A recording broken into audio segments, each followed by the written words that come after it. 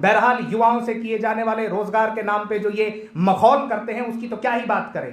और यहां पर हिमाचल की जनता को यह समझना बहुत जरूरी है कि हमारे आपके माननीय इसलिए नाराज नहीं है कि हिमाचल प्रदेश में बेरोजगार युवाओं का आंकड़ा 9 लाख के पार चला गया है। ये इसलिए नाराज है कि अभी तक इनको मंत्री की तनख्वाह क्यों नहीं लगी। हमारे माननीय इसलिए नाराज नहीं है कि विधानसभा से महज 100-150 मीटर की दूरी पर JOAIT पोस्ट कोड 817 के हजारों बच्चे भूख हड़ताल पर बैठे हुए हैं, इतनी सी मांग लेकर कि 2020 में जो उनका पेपर हुआ था उसका फाइनल रिजल्ट डिक्लेयर कर दो। लेकिन सरकार झूठ पे झूठ बोलती जा रही है। मुख्यमंत्री जी ने बड़े आराम से यह कहा था कि भैया 1-1.5 महीने के अंदर हम रिजल्ट निकाल देंगे। बहरहाल उस बात को ही 1.5 साल बीत गया है, लेकिन हमारा कोई विधायक इस बात के लिए नाराज नहीं है।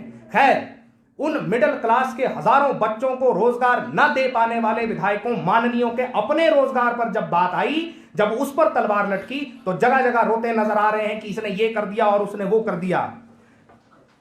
वर्तमान मुख्यमंत्री जी जब चुनाव प्रचार कर रहे थे तो खुले मंचों से कहा करते थे कि हम 1 साल में 5 लाख रोजगार देंगे, 5 लाख रोजगार देंगे। मुख्यमंत्री बनने के थोड़े समय बाद बोलने लगे नहीं 1 साल में नहीं देंगे, वो 1 साल में तो नहीं दिया जा सकता ना, कैसे दे सकते हैं। और अब माननीय मुख्यमंत्री जी कहते हैं भैया रोजगार का मतलब सिर्फ नौकरी थोड़ी होती है।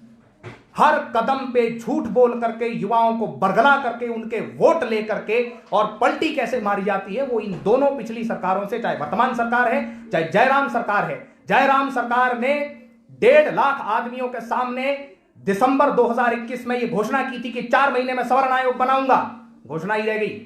वर्तमान मुख्यमंत्री जी ने 1.5 महीने में रिजल्ट निकालूंगा, 5 लाख रोजगार दूंगा, ये दूंगा वो दूंगा। आज सब चीजें साफ हो चुकी हैं क्योंकि भैया अपना काम बनता, भाड़ में जाए जनता।